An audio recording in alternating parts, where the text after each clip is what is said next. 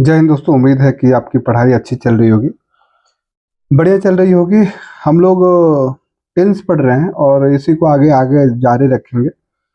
और आज हम लोग कंटिन्यूअस के बारे में देखेंगे, प्रेजेंट पास्ट और फ्यूचर के कंटिन्यूअस के बारे में देख लेंगे। और भी अगर लगे समय थोड़ा बचता है तो आगे भी देख लेंगे। और देखेंगे कि कौन सी चीज़ें मोस्ट इम्पोर्टेंट है जो आपको, देखिए किताब है, सारी चीज़ें आपको पढ़नी है, लेकिन सब चीज़ों के पढ़ने के बावजूद भी कौन सी सारी चीज़ें हैं जहाँ से परीक्षा में प्रश्न पूछता है, वो चीज़ों को बार बार रिवाइज करना है। तो वो सारी चीज़ें भी हम लोग देख लेंगे। ठीक है, पढ़ना सारी चीज़ है, लेकिन जो मोस्ट इम्पोर्टेंट है जिससे परीक्षा में प्रश्न पूछते हैं उसी को ज़्यादा रिवाइज करना है। तो चलिए हम लोग शुरू करते हैं।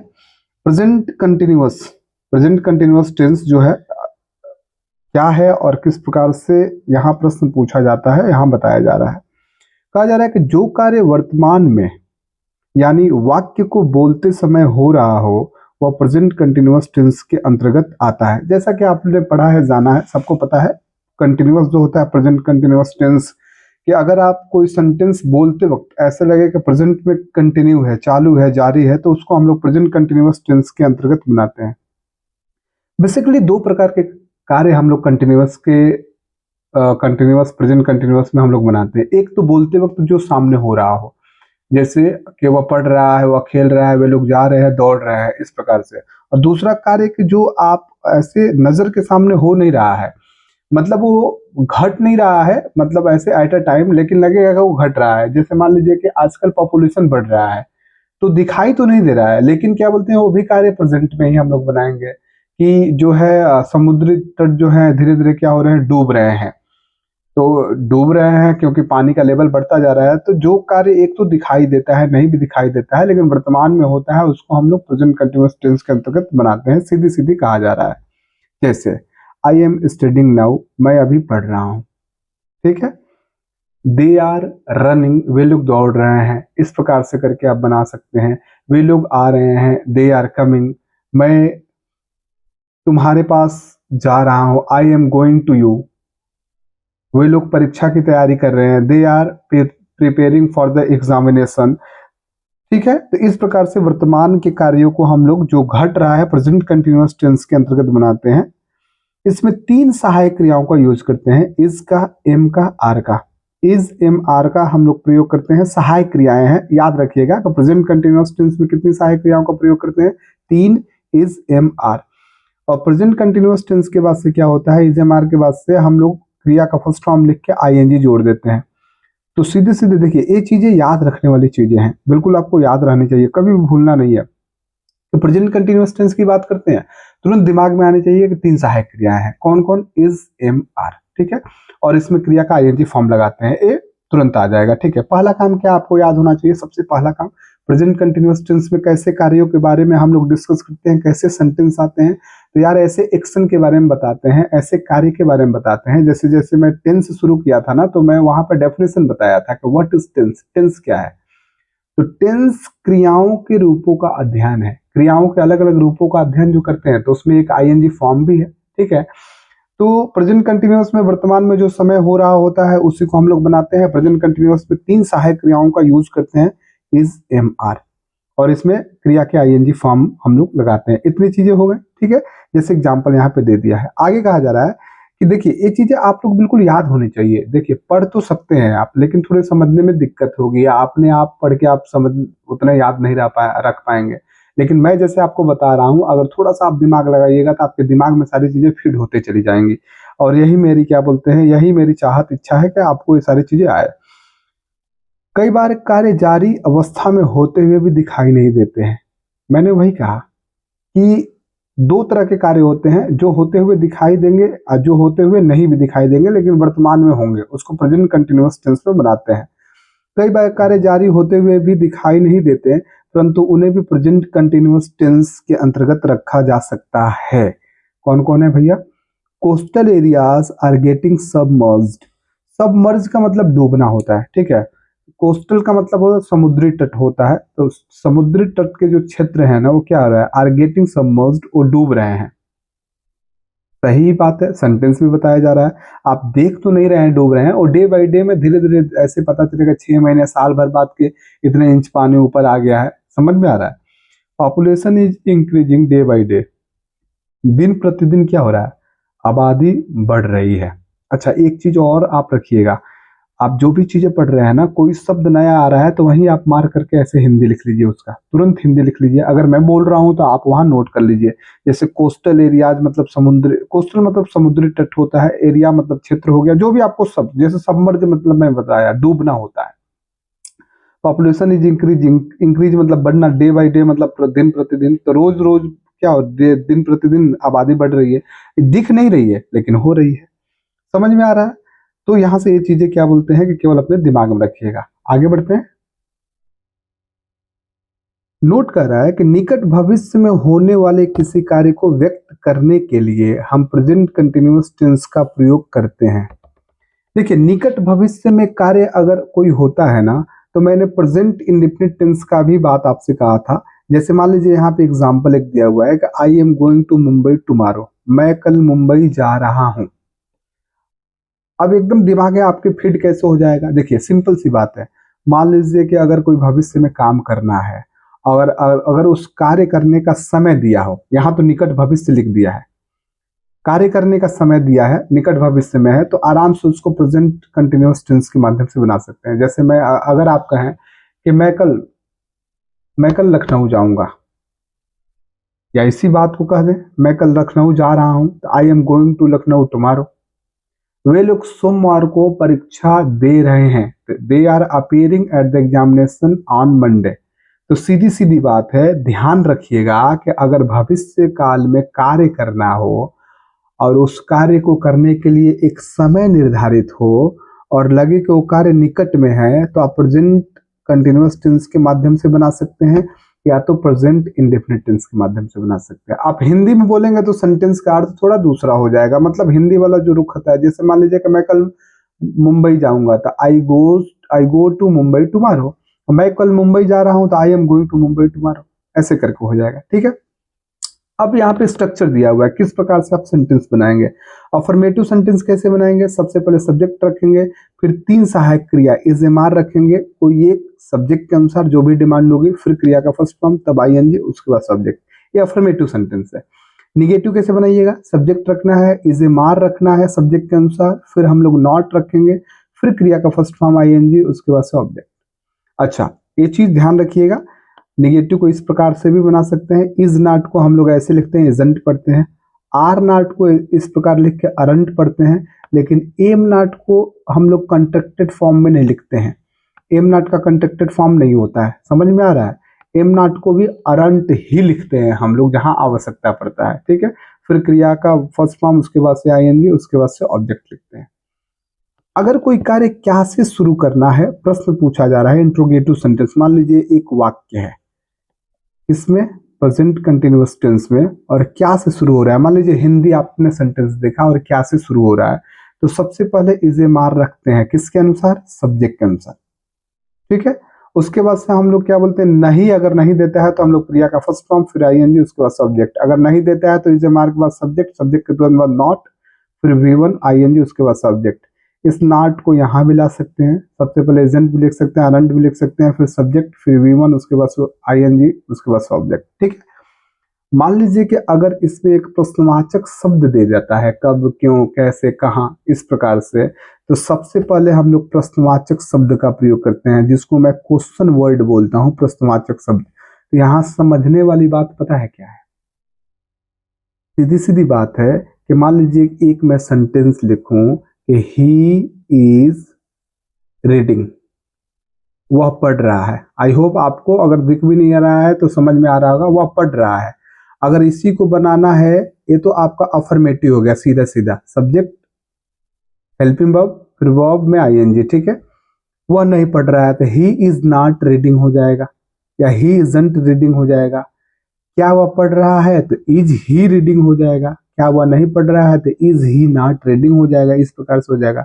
वह क्यों पढ़ रहा है तो why is he reading, why हो जाएगा, फिर इज, उसके बाद से क्या बोलते हैं कि ही हो जाएगा, उसके बाद से रीडिंग हो जाएगा। वह क्यों नहीं पढ़ रहा है तो why is he not reading, इस प्रकार से करके हम लोग बनाएंगे। यहाँ याद रखने वाली चीज ये है कि एम और नॉट जो होता है उसको हम लोग ऐसे एम और नॉट करके नहीं लिख सकते हैं, ऐसे एमंट नहीं लिख सकते हैं, गलत हो जाएगा। उसको आर और नॉट अरंट करके ही लिखते हैं, जैसे आगे बताया गया है। नोट करके दे रहा है कि एम नॉट का कोई कंस्ट्रक्टेड फॉर्म नहीं होता है, लेकिन क्वेश्चन टैग में अरंट का प्रयोग किया जाता है। जैसे क्वेश्चन टैग आगे जब पढ़ेंगे ना लेसन, प्रश्न पूछा जाता है क्वेश्चन टैग से, तब वहां हम सारी चीजें लिखते हैं, बताते हैं, पढ़ते हैं, आवश्यकता पड़ती है। समझ में आ रहा है ना? तो जैसे कह रहा है यहाँ पे कि आई एम फाइन अरंट आई, मैं ठीक हूं, ठीक हूं ना, ऐसे करके क्या बोलते हैं कि इसका हिंदी होगा। इज एम आर का प्रयोग, जैसे कहाँ इज लगाएंगे, कहाँ एम लगाएंगे, कहाँ आर लगाएंगे। अच्छा, इसको पहले समझ लीजिए। जैसे मैं एग्जांपल लिखूं, सी इज फाइन इजंट सी, तो इसी इज को यहाँ पे लाके निगेटिव बना देते हैं, तो इज और नॉट को इजंट लिखते हैं। ये आपका क्वेश्चन टैग है, आगे लेसन एक दिया है क्वेश्चन टैग, वहां पढ़ेंगे। बहरहाल यहाँ पे दिमाग में इतना ही रखना है कि एम नॉट का कंस्ट्रक्टेड फॉर्म नहीं होता है, ऐसे हम नहीं लिख सकते हैं, ऐसे ऐसे नहीं लिख सकते हैं। एम नॉट को भी हम लोग अरंट ही लिखते हैं जहां आवश्यकता पड़ता है। ये इससे प्रश्न पूछता है, टिपिकल है, कई बार प्रश्न इससे पूछा है। समझ में आ रहा है? यहाँ पे बोल रहा है कि इज मार का प्रयोग कहाँ करते हैं, इसका प्रयोग कहाँ करते हैं, ही के साथ, सी के साथ, इट के साथ, कोई एक नाम हो गया या सिंगुलर, मतलब जो भी सिंगुलर लगे और जो प्रेजेंट कंटिन्यूअस टेंस है, सब्जेक्ट सिंगुलर हो, तो आप इसका प्रयोग उसके साथ सहायक क्रिया का प्रयोग कीजिएगा। आई के साथ एम का प्रयोग होता है, आपको पता है। लेकिन आर के साथ क्या क्या प्रयोग होता है, यू, वी, दे, ऑल या प्लूरल, मतलब सिंगुलर के अलावा जो भी, मतलब आई और सिंगुलर के अलावा जो भी है, अर्थात जो प्लूरल है, सबके साथ आर सहायक क्रिया का प्रयोग कीजिएगा। समझ में आ रहा है? जैसे नीचे कुछ दिया हुआ है, नोट करके, my father is working in a bank and my brother is studying is a school. ये सेंटेंस गलत है, इसका स्वरूप सही क्या होगा, my father works in a bank and my brother studies in a school. मेरे पिताजी एक बैंक में कार्य करते हैं और मेरा भाई एक विद्यालय में पढ़ता है।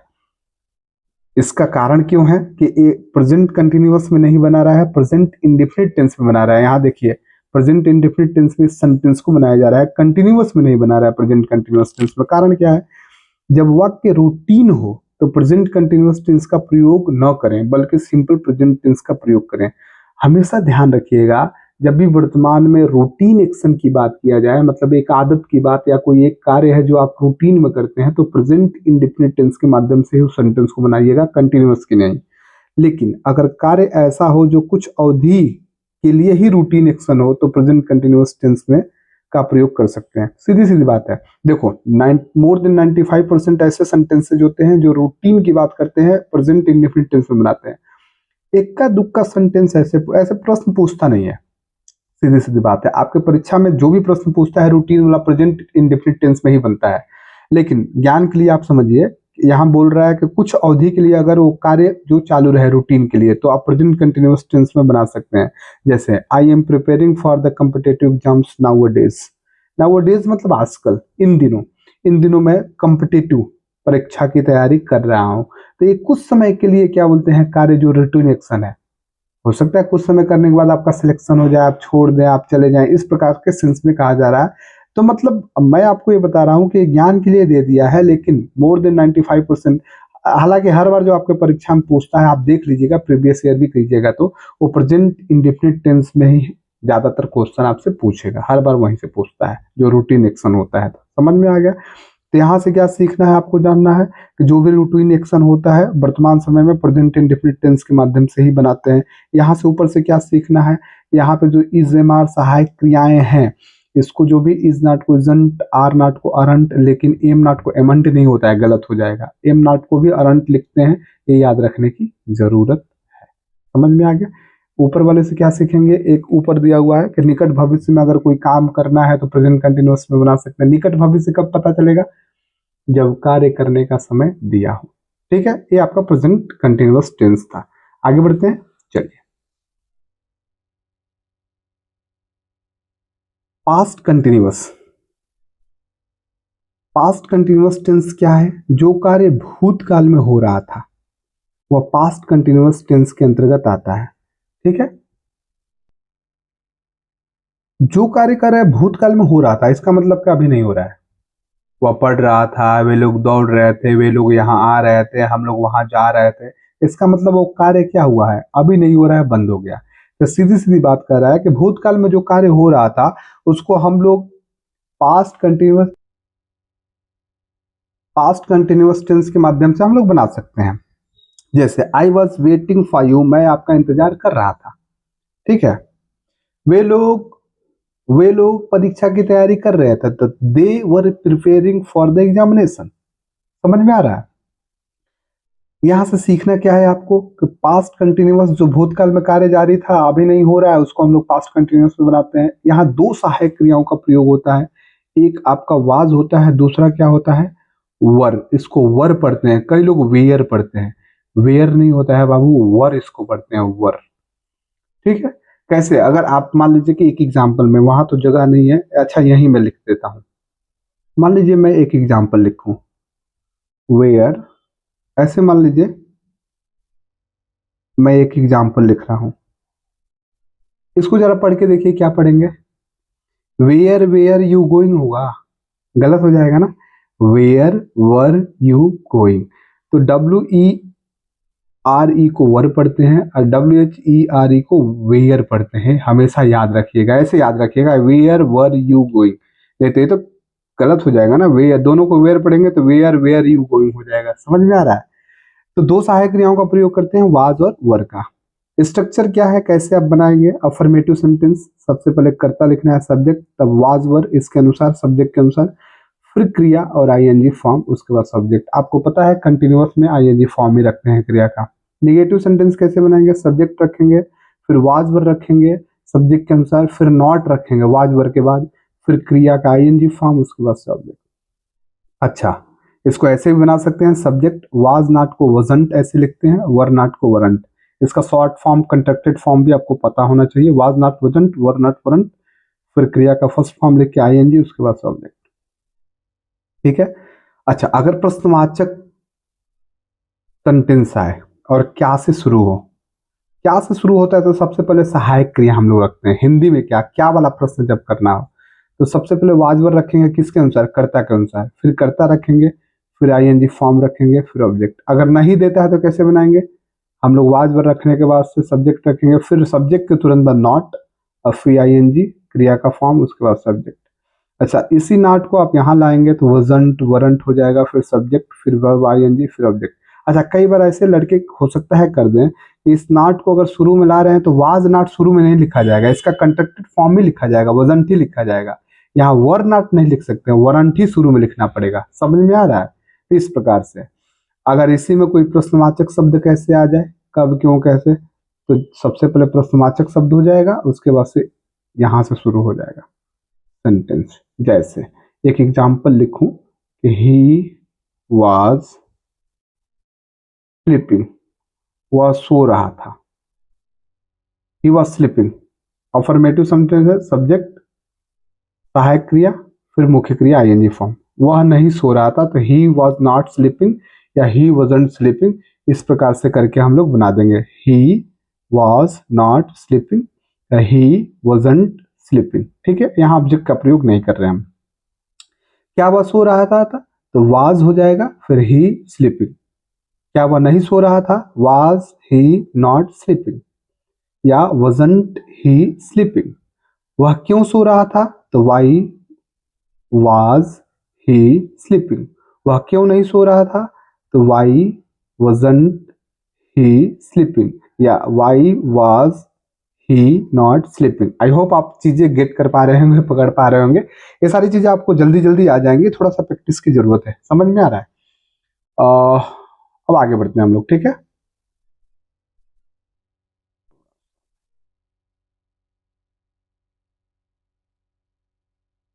ठीक है, देखिए वाज वर का प्रयोग, वाज वर का प्रयोग कहां पे करेंगे, वाज ही के साथ, सी के साथ, इट के साथ, नेम के साथ, सिंगुलर के साथ, आई के साथ।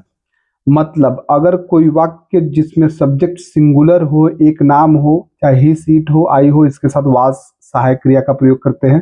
और वर का कहाँ प्रयोग करते हैं, सबके साथ। किसी एक को याद रखिएगा तो दूसरा अपने आप हो जाएगा। जितने सिंगुलर होंगे सबके साथ वाज का प्रयोग हुआ, और जितने प्लूरल होंगे सबके साथ वर का प्रयोग हुआ। यू हो गया, वी हो गया, दे हो गया, प्लूरल हो गया, ऑल हो गया, सबके साथ वर का प्रयोग। तो याद रखने की टेक्निक क्या है, किसी एक को याद कर दीजिए, दूसरा अपने आप याद हो जाएगा। ठीक है। आगे कहा जा रहा है कि काल्पनिक वाक्यों में सभी सब्जेक्ट के साथ वर का प्रयोग होता है, चाहे वर का प्रयोग हेल्पिंग वर्ब के रूप में हो या मेन वर्ब के रूप में हो। ये मोस्ट इंपॉर्टेंट है। प्रश्न पूछता है काल्पनिक अगर कोई सेंटेंस है तो सभी सब्जेक्ट, सभी कर्ता के साथ वर का प्रयोग करेंगे। इट डजेंट मैटर कि वर हमारा सहायक क्रिया है कि मुख्य क्रिया है, इसमें हमको जाना ही नहीं है। आपको यहाँ रिसर्च करने की जरूरत नहीं है कि सेंटेंस में वर सहायक क्रिया है कि मुख्य क्रिया, ना। आपको केवल वो चीजें याद रखनी है कि वर का प्रयोग करेंगे। काल्पनिक वाक्य हो, ऐसा काल्पनिक ना, जो ऐसी काल्पनिक वाक्य हो जो क्या बोलते हैं, सही ही ना हो। अच्छा, इस चीज को जो पहला लेसन वर्ब बेसिक है ना, कुछ शब्द टेक्निकली इसमें बताया गया है कि इन शब्दों से कल्पना का बोध होता है और इनके बाद वर्ब के प्रयोग होता है। तो उन शब्द को याद रखिएगा। मैं वर्ब में पढ़ाया हूँ, वर्ब बेसिक जो है ना उसमें बताया हूँ।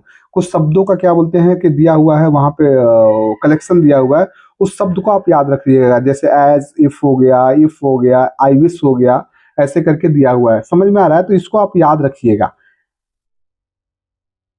तो उन शब्दों को याद रख लीजिएगा ना तो आसानी से आप कर लीजिएगा। जैसे एग्जांपल यहाँ दिया हुआ है कि I wish I were a bird, काश में चिड़िया होता, इसका अर्थ था नहीं होगा, काश में चिड़िया होता इसका अर्थ ये होगा। मतलब आप चिड़िया बन नहीं पाएंगे, एक कोरी कल्पना, ऐसी कल्पना जिसमें सच्चाई हो ही नहीं, एकदम झूठा हो। तो आई विश वहां दिया हुआ था, एज दिया हुआ था, इफ दिया हुआ था, एज दो दिया हुआ था। आप वर्ब पहला लेसन जो मैं पढ़ाया हूँ आप पढ़ेंगे ना तो उन शब्दों को याद कर लीजिए कि इससे कल्पना का बोध होता है। इसके बाद से सब्जेक्ट आता है, सब्जेक्ट आ रहा है ना, देखिए, और उसके बाद से हम लोग वर्ब का प्रयोग करते हैं। ये याद रखने की जरूरत नहीं है कि मेन वर्ब है कि सहायक क्रिया है, हेल्पिंग वर्ब है, मत याद कीजिएगा। बस शब्दों का पेयर याद कर, मतलब जो कलेक्शन है ना उसको याद कर लीजिएगा। He pretended as if he were sleeping. अब सेंटेंस से, जैसे इसका ही प्रिटेंडेड पास्ट में दे रहा है ना तो पास्ट वाला अर्थ होगा। प्रिटेंड का मतलब होता है ना कि ऐसे दिखावा करना। ही प्रिटेंडेड एज इफ, उसने दिखावा किया मानो, मानो ही वर स्लीपिंग को सो रहा था, सो रहा हो, ऐसे दिखावा किया को सो रहा हो, सोया हुआ है। ठीक है, इस प्रकार से इसका अर्थ हो जाएगा। हाँ, तो मेरा एक रिक्वेस्ट आप मानिएगा कि पहला लेसन जो वर्ब है उसमें कई सारे वीडियोज में डाला हूँ, आराम से पढ़िएगा। और उस आप किताब तो एक ले ही लीजिएगा, वहाँ मार्क कर लीजिएगा किताब में जो दिया हुआ है, सब दिया हुआ है, उसको याद रखिएगा, मोस्ट इंपॉर्टेंट है। ठीक है, तो ये आपका क्या बोलते हैं कि प्रेजेंट पास्ट कंटिन्यूअस टेंस था। अब आगे बढ़ते हैं फ्यूचर कंटिन्यूअस टेंस में। फ्यूचर कंटिन्यूअस, अब फ्यूचर कंटिन्यूअस टेंस क्या है समझिए इसको। जो कार्य भविष्य में हो रहा होगा, जो कार्य भविष्य में हो रहा होगा वो फ्यूचर कंटिन्यूअस टेंस के अंतर्गत आता है। कैसे कार्य को पढ़ते हैं, जो भविष्य में हो रहा होगा। जैसे मैं पढ़ता रहूंगा, वे लोग सोते रहेंगे, हम लोग दौड़ते रहेंगे, वे लोग परीक्षा की तैयारी करते रहेंगे, इस प्रकार के सेंटेंसेज आते हैं। तो भविष्य में जो कार्य हो रहा होगा उसको हम लोग प्रेजेंट कंटिन्यूअस टेंस के अंतर्गत बनाते हैं। जैसे we shall be taking the exam at this time next month, हम लोग इस समय अगले महीने परीक्षा दे रहे होंगे। मान लीजिए आप किसी परीक्षा की तैयारी कर रहे हैं, बोर्ड परीक्षा की तैयारी है और अगले महीने से बोर्ड परीक्षा है, तो आप कहेंगे हम लोग इस समय अगले महीने परीक्षा दे रहे होंगे। तो टेक द एग्जाम मतलब परीक्षा देने के सेंस में आता है, और एट दिस टाइम मतलब इस समय, नेक्स्ट मंथ मतलब आपको पता ही है। ठीक है, तो इसमें दो सहायक क्रियाओं का प्रयोग हम लोग करते हैं। एक शैल होता है, सॉरी शैल भी होता है, और दूसरा क्या होता है, विल भी होता है। ठीक है, एक शैल भी होता है, दूसरा क्या होता है, विल भी होता है।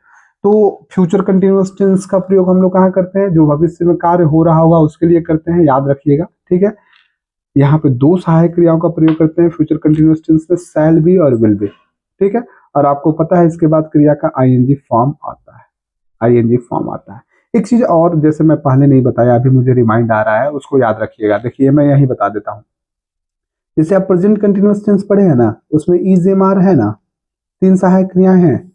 तो इसके बाद से, और आपने पास्ट कंटिन्यूअस टेंस पढ़ा है, वाज वर है ना, और यहाँ फ्यूचर कंटिन्यूअस पढ़ रहे हैं, शैल बी विल बी है ना। देखिए एक चीज याद रखिएगा, मोस्ट इंपोर्टेंट है। देखिए नियम कानून आपको याद रहे या ना रहे, कुछ टेक्निकली चीज याद रखिएगा ना तो परीक्षा में आपको मार्क्स आ जाते हैं अच्छे।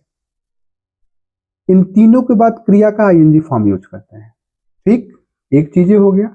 दूसरी चीज, इन तीनों के बाद क्रिया का आईएनजी फॉर्म हम लोग यूज करते हैं यहां पे, या क्रिया का कौन सा फॉर्म, थर्ड फॉर्म।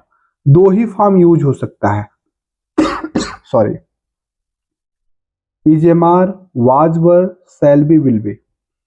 इनके बाद क्रिया का दो ही फॉर्म यूज हो सकता है। अपने दिमाग में गांठ बांध के रख लीजिएगा, कहीं भी सेंटेंस में प्रयोग होगा तो क्रिया का या तो आईएनजी फॉर्म रहेगा, या तो आईएनजी फॉर्म रहेगा, या तो क्रिया का थर्ड फॉर्म रहेगा। समझ में आ रहा है? आईएनजी फॉर्म रहेगा तो कंटिन्यूअस होगा, थर्ड फॉर्म रहेगा तो पैसिव में बनाएगा, ये एक्टिव में पैसिव में बनाएगा, तो उससे आपको मतलब उतना है नहीं। फिलहाल इतना जानिए कि इनके बाद हमेशा is am are, was were, will be, shall be के बाद से आईएनजी फॉर्म या क्रिया का थर्ड फॉर्म यूज होगा, दिमाग में रखिएगा, ठीक है। चलिए, तो फ्यूचर कंटिन्यूअस टेंस में शैल बी, विल बी का प्रयोग करते हैं, ठीक है। अब सेंटेंस कैसे बनाएंगे? अफर्मेटिव सबसे पहले सब्जेक्ट रखेंगे, फिर शैल या विल, उसके बाद बी रखेंगे, बी यहाँ या तो शैल बी, विल बी बोल सकते हैं, तब क्रिया का आईएनजी फॉर्म, तब ऑब्जेक्ट, ठीक है। जैसे मैं एग्जांपल लिखूं कि ही विल बी रीडिंग, वो पढ़ता रहेगा, इसका अर्थ ये हुआ वह पढ़ता रहेगा। समझ में आ रहा? निगेटिव कैसे बनाएंगे? सब्जेक्ट शैल या विल, उसके बाद से नॉट, उसके बाद से भी। याद रखिएगा कि शैल विल, उसके बाद से नॉट, तब भी, नॉट के बाद भी रखेंगे, फिर क्रिया का आईएनजी फॉर्म, तब ऑब्जेक्ट। जैसे एक एग्जांपल बनाए, वो पढ़ता नहीं रहेगा तो he will not be reading हो जाएगा, ठीक है। या इसी को ऐसे बना सकते हैं, सब्जेक्ट शैल नॉट को सेंट, विल नॉट को ओंट, उसके बाद से बी, फिर क्रिया आईएनजी फॉर्म में, तब ऑब्जेक्ट। ही ओंट बी रीडिंग, ऐसे करके बना सकते हैं।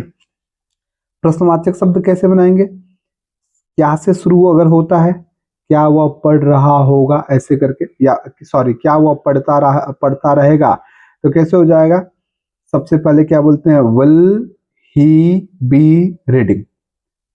क्या वह नहीं पढ़ता रहेगा, तो will he not be reading, या ओंट ही बी रीडिंग। इस प्रकार से प्रश्नवाचक शब्द आता है तो सबसे पहले प्रश्नवाचक शब्द रखिएगा, फिर यही स्ट्रक्चर हो जाएगा। जैसे क्या वह क्यों पढ़ता रहेगा, तो why will he be reading.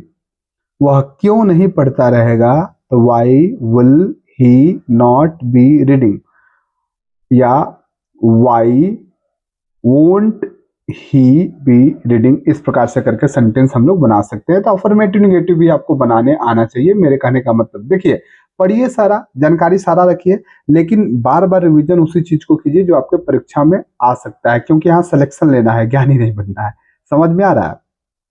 हाँ, लेकिन आप चीजों को समझिएगा तभी कुछ चीज मेमोराइज कर पाइएगा, याद कर पाइएगा। आप डायरेक्ट सोचिए कि वही चीजें केवल हम याद कर पाए, तो नहीं, सपोर्ट के रूप में सारी चीजें होनी चाहिए, तभी चीजें आप याद कर पाएंगे, समझ पाएंगे, ठीक है। आगे कह रहा है कि कुछ वर्ब्स का प्रयोग हम कंटिन्यूअस टेंस में नहीं कर सकते, क्योंकि कुछ ऐसे वर्ब्स होते हैं जिनका प्रयोग समानता आईएनजी फॉर्म में नहीं होता है। मोस्ट इंपॉर्टेंट है, क्या है? Most important. समझ में आ रहा है? सीधी सीधी कि कुछ ये जितने वर्ब्स है नीचे, इसको याद रखिएगा, एकदम गांठ बांध के आपके दिमाग में होना चाहिए। ये जितने वर्ब्स है ना, इसी को याद रख लीजिए। 5 कैटेगरी बांटा हुआ है: verbs of perception, verbs of thinking process, verbs of showing possession, verbs expressing feelings or state of mind, verbs in general। इससे हमको मतलब है ये नहीं है। ये जितनी क्रियाएं दी हुई सारा सबको याद ही कर लेंगे, सब का सब क्या बोलते हैं, दिमाग में बिठा लेंगे हम। पता है क्या, इन सबको हम लोग कंटिन्यूअस टेंस में नहीं लिखते हैं। कंटिन्यूअस टेंस क्या, हम लोग उसमें क्या बोलते हैं, कंटिन्यूअस टेंस का is am are, was were, उसके बाद से विल बी, शैल बी के बाद से आईएनजी फॉर्म में नहीं लिखेंगे, मतलब कंटिन्यूअस टेंस में नहीं लिखना है, याद रखिएगा। लेकिन हम लोग आईएनजी फॉर्म में लिख सकते हैं, लेकिन केवल कंटिन्यूअस टेंस में नहीं लिख सकते हैं। किसको किसको? सी, टेस्ट, स्मेल, हियर। सी मतलब देखना, ये सब आप याद कर लीजिएगा। चाहे मैं बता दूं क्या, थोड़ा सा क्या बोलते हैं कि थोड़ा आप भी थोड़ा मेहनत कर लीजिएगा, देख लीजिएगा। सी हो गया, टेस्ट हो गया, smell, hear, prefer, please, notice, recognise, ये सब नहीं याद करना है कौन से कैटेगरी का है, ना ना, ये सब मत याद रखिएगा, सीधे शब्द याद रखिए। Think, know, mean, mind, remember, suppose, own, have, belong, comprise, possess, contain, consist, believe, like, dislike, love, adore, want, wish, desire, hate, agree, trust, imagine, look, seem, appear, affect, resemble, cost, require, become, hope, refuge। इन सभी शब्दों को आप अपने dictionary में लिख लीजिए। वहां लिख लीजिएगा कि कंटिन्यूअस टेंस में नहीं लिखेंगे। अब ये मत सोचिएगा कंटिन्यूअस टेंस में आईएनजी फॉर्म लिखते हैं तो आईएनजी में नहीं लिखाएगा, आईएनजी में लिखा सकता है, केवल कंटिन्यूअस टेंस में नहीं लिखेंगे। प्रेजेंट कंटिन्यूअस या present perfect continuous, past continuous, past perfect continuous या future continuous, future perfect continuous में हम लोग इसको नहीं लिखते हैं। जहां आईएनजी की आवश्यकता होगी उस टेंस के अलावा बाकी कहीं लिखा जा सकता है, जैसे आगे आपको बताया जाएगा। इसको याद रखिएगा बाबू, ये सारी चीजें मत याद रखिएगा कौन सा कैटेगरी का क्या क्या है, केवल शब्द याद रखिए। एक जगह कहीं अपना डिक्शनरी बनाइए, अपना एक कॉपी खरीदिए, उसमें शब्दों को लिखते जाइए, वो आपका डिक्शनरी है और आप जिस डिक्शनरी को बनाएंगे वो आपको याद रहेगा। ये टेक्निक है याद रखने का। इसका हिंदी लिखिएगा, ऊपर लिख दीजिएगा कलेक्शन के ऊपर के कंटिन्यूअस टेंस में नहीं लिखा जाता है, चाहे कोई कंटिन्यूअस टेंस हो, ठीक है।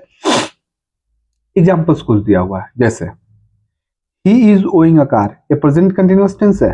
देखो ओन है ना, ओइंग बना रहा है, नहीं लिखा जाएगा, क्या हो जाएगा, ही ओन्स अ कार, उसके पास एक कार है, वह एक कार रखता है, इसका अर्थ हो जाएगा, ठीक है। फिलहाल आपको ये याद रखना है कि कंटिन्यूअस टेंस में नहीं लिखते हैं, याद ये रखिएगा, ठीक है। This house is belonging to me, गलत है, प्रेजेंट कंटिन्यूअस टेंस है, इसके बाद आईएनजी आ रहा है। This house belongs to me, यह घर मेरा है, इसका अर्थ ये होगा। I am not meaning anything wrong, ये गलत है। देखो एम के बाद आईएनजी आ रहा है, present continuous tense, I don't mean anything wrong, मेरा मतलब कुछ गलत नहीं है, ऐसे करके अर्थ आएगा, ठीक है, मेरा अर्थ कुछ गलत नहीं है।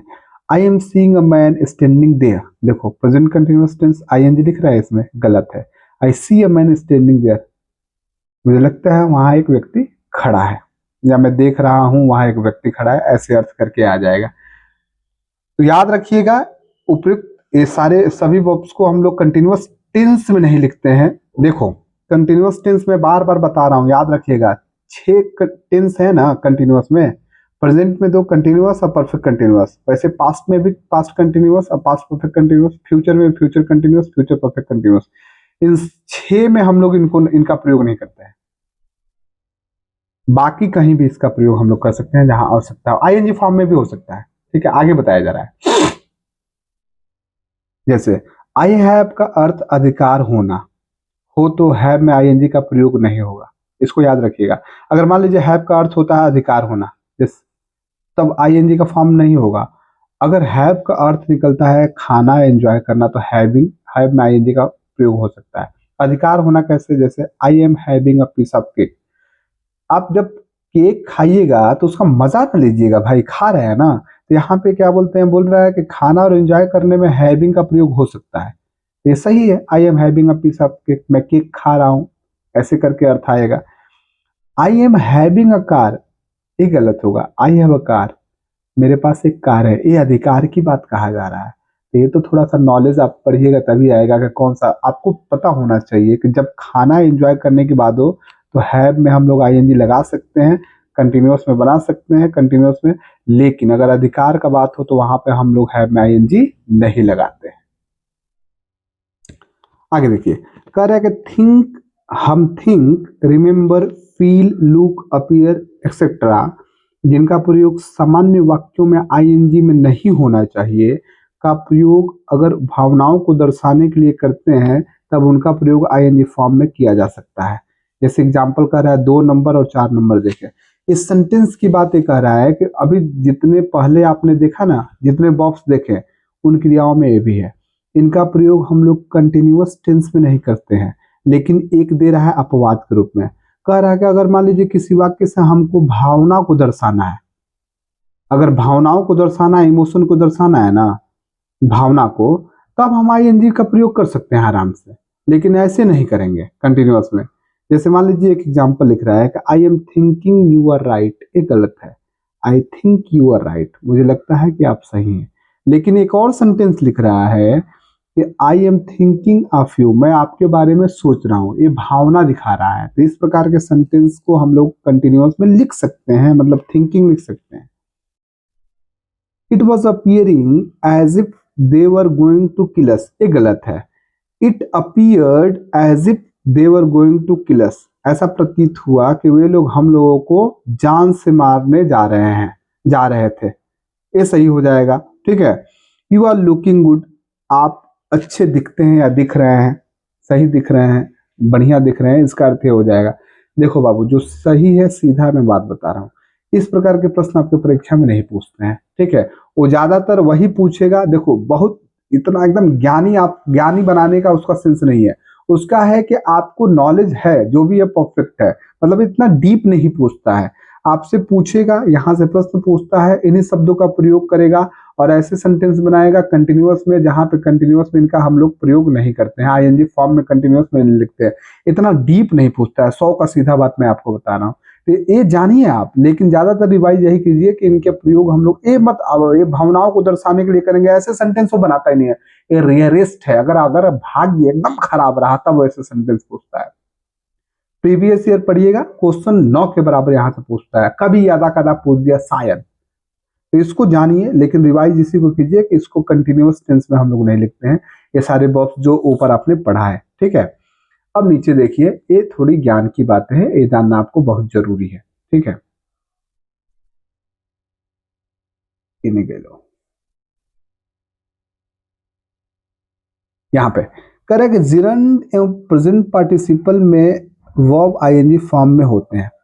दो टर्म यहाँ दिया हुआ है, it is very necessary to know you, बहुत इंपॉर्टेंट है, आपको जानना जरूरी है। करे कि एक सब जिरंड है, दूसरा करे प्रेजेंट पार्टिसिपल, इन दोनों में क्रियाओं का आईएनजी फॉर्म होता है। यहाँ देखिए मैंने बताया है, एक आईएनजी फॉर्म है जिसको जिरंड बोल रहे हैं, और जिरंड किसका काम करता है? नाउन का काम करता है, संज्ञा का काम करता है। और संज्ञा का काम क्या होता है, एकदम दिमाग में रखिएगा, संज्ञा काम करता है मुख्य रूप से मैं बता रहा हूं, किसी सेंटेंस का क्या बनता है? सब्जेक्ट बनता है या ऑब्जेक्ट बनता है। नाउन का हम क्या करता है? किसी वाक्य का या तो सब्जेक्ट बनता है या तो ऑब्जेक्ट बनता है, कर्ता बनता है या कर्म बनता है। तो क्रिया का, अगर क्रिया में आईएनजी फॉर्म है तो उसको हम लोग जिरंड कहेंगे, कब? जब वो नाउन का काम करता है। सीधी सीधी बात है, मतलब जब किसी क्रिया का सब्जेक्ट किसी वाक्य का सब्जेक्ट बनता है, ऑब्जेक्ट बनता है, सीधी सीधी बात है। मैंने एक यहाँ पे एग्जाम्पल लिखा है, स्मोकिंग इज हार्मफुल, इसमें सब्जेक्ट क्या है? स्मोकिंग है, स्मोक एक क्रिया होता है ना। अब देखो इसमें आईएनजी फॉर्म लगाए हैं, तो ये हमारा वर्ब हो गया ना, तो इसका सब्जेक्ट स्मोकिंग हो गया, तो ये नाउन का काम कर रहा है, तो ये जिरंड है। ये जिरंड किसका काम कर रहा है? नाउन का काम कर रहा है, क्योंकि ये सब्जेक्ट है क्रिया का, इस सेंटेंस का सब्जेक्ट है। तो अगर जिरंड क्या बोलते हैं, जिरंड जो है क्या बोलते हैं कि नाउन के रूप में काम करता है, और या तो सब्जेक्ट बनता है या तो ऑब्जेक्ट बनता है। स्मोकिंग इज हार्मफुल, धूम्रपान क्या होता है? नुकसानदेह होता है। तो अगर क्रिया के फॉर्म में, क्रिया में हम लोग आईएनजी लगाते हैं तो जिरंड बनता है, इसका मतलब वो नाउन है, या तो सब्जेक्ट बनेगा या तो ऑब्जेक्ट बनेगा। दूसरा कह रहा है कि अगर क्रिया में आईएनजी लगाते हैं तो प्रेजेंट पार्टिसिपल भी बनता है, जिरंड भी बनता है, तो जिरंड बनता है तो नाउन का काम करता है। अब प्रेजेंट पार्टिसिपल बनता है तो दो काम करता है, एक एडजेक्टिव बनता है, विशेषण बनता है, दूसरा वर्ब बनता है। समझ में आ रहा है ना कि क्रिया में आईएनजी फॉर्म दो काम करता है किसी वाक्य में, एक जिरंड का काम करता है जो क्या है? नाउन है, और एक प्रेजेंट पार्टिसिपल का काम करता है जो एडजेक्टिव के रूप में भी होता है और वर्ब के रूप में। प्रेजेंट पार्टिसिपल दो रूप में होता है, एडजेक्टिव और वर्ब। एडजेक्टिव क्या है? जैसे मान लीजिए मैंने एक एग्जांपल लिखा, I saw a burning house, मैं एक जलता हुआ घर देखा। अब देखो हाउस क्या है? नाउन है, ये बर्निंग क्या होगा? बर्निंग हाउस, जलता हुआ घर। तो यहाँ क्या बोलते हैं कि बर्निंग क्या हो जाएगा? एडजेक्टिव। बर्न एक शब्द होता है जो क्रिया है, इसमें आईएनजी लगा है, तो प्रेजेंट पार्टिसिपल है। और क्यों है? क्योंकि एडजेक्टिव बन रहा है। एडजेक्टिव कैसे बन रहा है? एडजेक्टिव का काम क्या होता है? नाउन या प्रोनाउन की क्या बोलते हैं? विशेषता बताता है। तो यहाँ नाउन की विशेषता बता रहा है, ग्रामर भी आपको आनी चाहिए। तीसरा एग्जाम्पल, मतलब यहाँ पे क्या कर रहा है? क्रिया का भी काम करता है present participle. He is reading, वह पढ़ रहा है। यहाँ पर रीडिंग क्या है? आईएनजी फॉर्म है, प्रेजेंट पार्टिसिपल, एक क्रिया काम कर रहा है, ये सहायक क्रिया हो गया, मेन क्रिया हो गया। आई होप आपको समझ में आ रहा है, ये चीजें एकदम आपको आनी ही चाहिए। समझ में आ रहा है कि जब भी क्रिया में आईएनजी फॉर्म लगाते हैं तो जिरंड बनता है, इसका मतलब वो नाउन है, और नाउन हो गया तो या तो सब्जेक्ट बनेगा या तो ऑब्जेक्ट बनेगा किसी वाक्य में। और जब भी आईएनजी फॉर्म प्रेजेंट पार्टिसिपल बनता है तो या तो किसी वाक्य में एडजेक्टिव बनेगा या तो क्रिया बनेगा। यहाँ एडजेक्टिव बन रहा है, यहाँ पे क्रिया बन रहा है, ठीक है। जैसे यहाँ पे एग्जाम्पल कुछ दिया हुआ है कि being ill I could not come, मतलब आपने जितना ऊपर शब्द पढ़ा ना बाबू, जितना ऊपर शब्द पढ़ा उन शब्दों का प्रयोग कर रहा था, कंटिन्यूअस टेंस में नहीं करते हैं, लेकिन उसका प्रयोग हम लोग जिरंड के रूप में अब प्रेजेंट पार्टिसिपल के रूप में कर सकते हैं। प्रेजेंट पार्टिसिपल के रूप में कब भी करेंगे, जब वो एडजेक्टिव के रूप में काम करेगा, वर्ब के रूप में नहीं, वर्ब के रूप में नहीं। जैसे मान लीजिए स्मोकिंग है, ठीक है, तो स्मोकिंग आपको क्या बोलते हैं, आप आगे शब्द ही देख लीजिए। यहाँ पे बीइंग इल कह रहा है, यहाँ पे बीइंग बना रहा है, बी उसमें दिया था, यहाँ आईएनजी क्या बोलते हैं, प्रयोग हम लोग कर रहे हैं। यहाँ पे एक कंटिन्यूअस टेंस, इसमें is am are was were या विल बी शैल बी के, तो इसको प्रयोग हो नहीं रहा है। तो being ill I could not come, मतलब बीमार होने के कारण मैं नहीं आ सका, इसका अर्थ होगा। गेटिंग, गेट हो गया, जैसे गेट शब्द का प्रयोग यहाँ कंटिन्यूअस में नहीं कर रहे हैं, लेकिन हम लोग आईएनजी लगा रहे हैं, यहाँ पे क्या बोलते हैं, कंटिन्यूअस नहीं है। कंटिन्यूअस कब होता है, जब is am are was were shall be will be या और भी है उसके साथ जो कंटिन्यूअस टेंस परफेक्ट कंटिन्यूअस होता है, आप देख लीजिएगा, उसको भी आगे मैं पढ़ाऊंगा परफेक्ट कंटिन्यूअस में। Getting a job is easy nowadays, nowadays मतलब आजकल, आजकल क्या नौकरी पाना आसान है, इसका अर्थ होगा। सीइंग इज बिलीविंग, सी जैसे वर्ब देखे ना कि आई एम सीइंग यू, मैं आपको देख रहा हूँ, ये गलत है, आई सी यू होगा कंटिन्यूअस में प्रयोग, लेकिन देखिए यहाँ पे सीइंग प्रयोग कर रहा है, तो ये सीइंग क्या है, इस क्रिया का क्या बन रहा है, सब्जेक्ट बन रहा है, इज जिरंड है, तो कंटिन्यूअस में नहीं प्रयोग हो रहा है, यहाँ पे इज एम आर के बाद नहीं आया है, तो सीइंग इज बिलीविंग मतलब देखने पर विश्वास होता है या देखना ही विश्वास है, इसका अर्थ होगा। Swimming is a good exercise, swimming देखिए यहाँ सब्जेक्ट बन रहा है, जिरंड है, तो क्या है, तैरना एक अच्छा व्यायाम होता है, इसका अर्थ हो जाएगा। नोट कर रहा है कि विस्तार से जानकारी के लिए वर्ब एडवांस देखें, मतलब इन सब के बारे में ना जिरंड और प्रेजेंट पार्टिसिपल के बारे में आगे अच्छा से बताया गया है। वर्ब एडवांस मैं आपको पढ़ाऊंगा अच्छे से, उसको भी कोशिश करूंगा बढ़िया से पढ़ा दूं।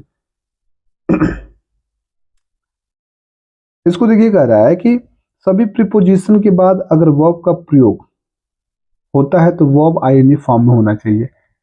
बाबू ये चीजें, यही सब चीज परीक्षा में पूछता है। प्रीपोजिशन, प्रीपोजिशन जब भी आए ना तो उसके बाद से जो क्रिया का प्रयोग होता है आईएनजी फॉर्म में प्रयोग होता है। अच्छा क्यों प्रयोग होता है, आपने सोचा है? देखो प्रीपोजिशन जो होता है ना, इसके बाद से क्या बोलते हैं कि या तो नाउन आता है या तो प्रनाउन आता है, समझ में आ रहा है? और नाउन या प्रनाउन क्या होता है, प्रीपोजिशन का ऑब्जेक्ट होता है। प्रीपोजिशनल ऑब्जेक्ट आप पढ़े होंगे या मैं पढ़ाऊंगा। ये प्रीपोजिशन के क्या होते हैं, कर्म होते हैं। कर्म दो ही चीज बन सकते हैं, ऑब्जेक्ट नाउन या प्रनाउन। और जब भी क्रिया में आईएनजी फॉर्म जोड़ते हैं तो जिरंड भी बनता है जो नाउन का काम करता है, तो इसलिए कह रहा है कि नाउन बनाता है यहाँ पे आईएनजी फॉर्म रख के, तो सीधे सीधे कह रहा है कि प्रीपोजिशन के बाद से क्रिया किस फॉर्म में आता है, आईएनजी फॉर्म में आता है, मतलब वो जिरंड बनता है, अर्थात वो नाउन का काम करता है। बुझाया बात को, कंसेप्ट समझना है। तो bats are capable of hearing, यहाँ हियर नहीं होगा, देखो ये प्रीपोजिशन है, इसके बाद से आईएनजी फॉर्म, तो ये क्या है, ये आपका जिरंड है जो क्या है, नाउन का काम कर रहा है। ये क्या है, प्रीपोजिशन का ऑब्जेक्ट है। Bats are capable of hearing the ultrasonic waves, जो चमगादड़ होते हैं ना वो अल्ट्रासोनिक तरंगों को सुनने के सक्षम होते हैं। We must keep away from smoking, from preposition है, यहाँ पे स्मोक नहीं स्मोकिंग रख रहा है, ये नाउन का काम कर रहा है, जिरंड बन रहा है, ठीक है, क्योंकि प्रीपोजिशन के बाद या तो नाउन या तो प्रोनाउन। तो we must keep away from smoking, हम लोगों को अवश्य धूम्रपान से बचना चाहिए, दूर रहना चाहिए। समझ में आ रहा है? तो आई होप आपको चीजें समझा मैं पा रहा हूँ, कनेक्ट कर पा रहा हूँ आपको। अगर अच्छा लग रहा है या तो लाइक करो, कुछ कमेंट, थोड़ा सा कमेंट करोगे तो प्रोत्साहन मिलती है, और क्या मेरे लिए वही सारी चीजें। ऐसा कुछ नहीं है कि बहुत सारा धना मुझे मिलता है, ऐसा मैं अर्जित कर पा रहा हूँ। मैंने जो फेस किया वही चीज मैं सोच रहा हूँ कि बाकी अगर कोई पढ़ रहा है तो फेस ना कर पाए, इसलिए मैं अपने समझ के अनुसार चीजें मैं बता रहा हूँ, पढ़ा रहा हूँ, ठीक है। तो अगर लाभ अगर किसी को हो जाए तो बेहतर है। तो कंटिन्यूअस आज खत्म हो गया, बाकी आगे की चीज के साथ हम लोग नेक्स्ट वीडियो में मिलेंगे। और बाकी आप पढ़ाई आप जारी रखिए, मन से पढ़ते रहिए। हो सकता है कि कभी कभी हो सकता है अप्स एंड डाउन्स आते हैं, but keep your reading regularly. समझ रहे हो? मतलब रेगुलर पढ़ते रहो, रेगुलर पढ़ते रहो। आज 1 घंटा जो गया कल नहीं आएगा, कल जो जाएगा परसों नहीं जाएगा। समझ में आ गया? If you want to get selection तो डे बाई डे रोज पढ़ो, रोज का रोज पढ़ो, प्रैक्टिस। और हाँ, पढ़ो सारी चीजें, बट मोस्ट इंपॉर्टेंट चीजों का रिवीजन करो एंड प्रैक्टिस करो। अल्टीमेटली इसमें जो क्वेश्चन दिए हुए हैं प्रीवियस ईयर भी क्वेश्चन प्रैक्टिस कर सकते हैं। मैंने कई बार भी कहा है, अभी भी कह रहा हूँ, इसको सोच रहा हूँ कि कुछ पढ़ाने के बाद से प्रीवियस ईयर भी शुरू कर दूँ, लेकिन आप लोग कुछ कमेंट करेंगे तो मैं थोड़ा सा उस पर विचार करूंगा। फिलहाल तो अभी तो सब लोग ठंडा पड़े हुए हैं, जो लोग भी पढ़ रहे हैं। जोश के साथ पढ़ाई करते रहिए और आगे बढ़ते रहिए। मिलते हैं नेक्स्ट वीडियो में, तब तक थैंक यू, बाय।